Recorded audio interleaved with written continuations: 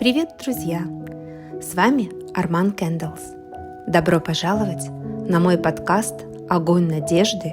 Рождение первой свечи», где мы погрузимся в увлекательный мир свечей и их истории в XVIII веке. В этом выпуске я расскажу вам о роли свечей в жизни известного пирата. Мы с вами побываем во Франции и посетим Японию. Итак, в XVIII веке до изобретения электричества свечи были одним из основных источников искусственного света. Они различались по материалам и технологиям изготовления. Наиболее распространенными свечами были восковые, которые создавались путем выливания расплавленного воска в формы или скручивания восковой нити. Они были прочными и отличались чистым горением, что делало их популярным выбором для освещения внутренних помещений. Важно отметить, что производство свечей в эти века было часто домашним ремеслом, и женщины играли важную роль в этом процессе. Они занимались созданием свечей вручную, обеспечивая свет для своих семей и окружающих.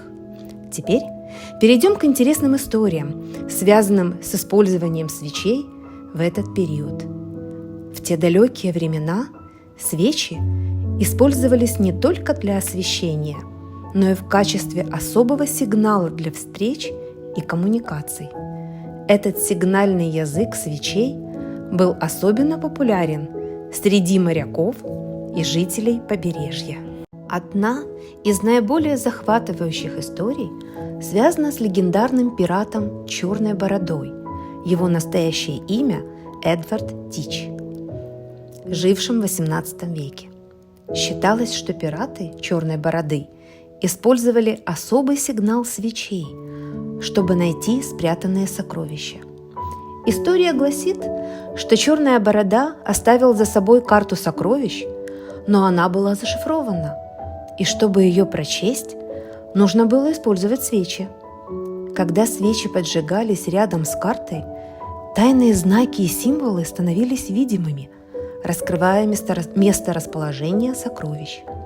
Хотя история в настоящих пиратах пропитана всегда романтикой и тайной, многие исследователи считают эту историю скорее легендой, чем действительным событием. Но она все равно вдохновляет воображение и показывает, как свечи могли использоваться не только для освещения, но и для тайных передач сообщений.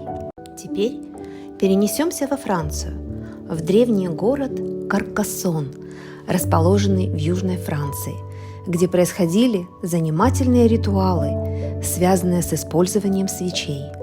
Город считался одним из крепостей и имел важное стратегическое значение, поэтому его защитники тщательно охраняли стены и ворота.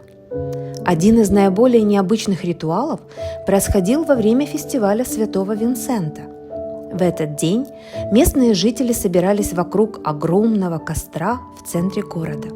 По традиции, каждый участник фестиваля держал в руках маленькую свечу, которую они зажигали от огня костра. Затем все жители шли вместе вокруг городских стен, осыпая их светом свечей. Этот ритуал символизировал единство и солидарность жителей Каркассона. Освещение стен свечами также имело практическую цель – дань, сигнал защитникам города о том, что все в порядке и оборонительные работы идут полным ходом. Фестиваль Святого Винсента и ритуалы со свечами продолжались в течение веков и стали символом сильной и единой общины Каркассона. Даже после смены времен и исторических событий традиция была сохранена и передавалась из поколения в поколение. С течением времени ритуал стал привлекать туристов и стал частью культурного наследия Каркассона. Фестиваль Святого Винсента считается одним из самых уникальных и захватывающих событий города, привлекая тысячи людей со всего мира, чтобы стать частью этой особой истории, связанной с использованием свечей в ритуалах. А вот еще одна интересная история о связи свечей с ритуалами, и для этого мы побываем в Японии. В Японии существовал уникальный обряд под названием «Купание свечей» Тора Нагаши.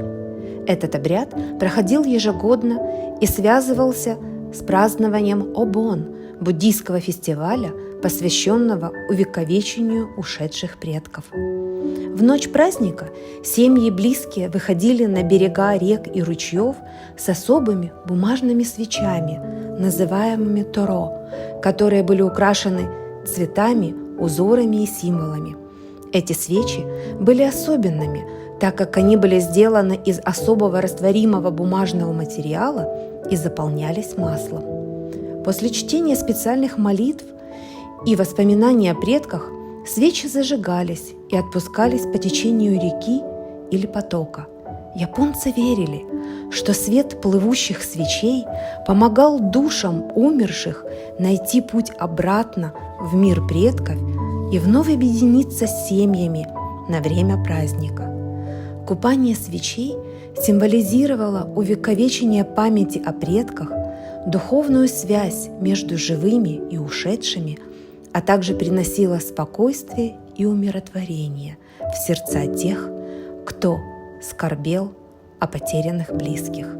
Этот удивительный обряд со свечами продолжается в некоторых частях Японии до сегодняшнего дня, сохраняя древнюю традицию и важность увековечения памяти о предках и их влиянии на нашу жизнь. Ну что, друзья, вот мы подошли к концу нашего подкаста о свечах и их истории в XVIII веке. Надеюсь, что вы узнали что-то новое и интересное об этом прекрасном источнике света, который играл такую огромную роль в жизни людей прошлого. Спасибо за внимание и до новых встреч в следующих выпусках. Не забудьте подписаться на мой канал, чтобы не пропустить новые и интересные истории из мира свечей.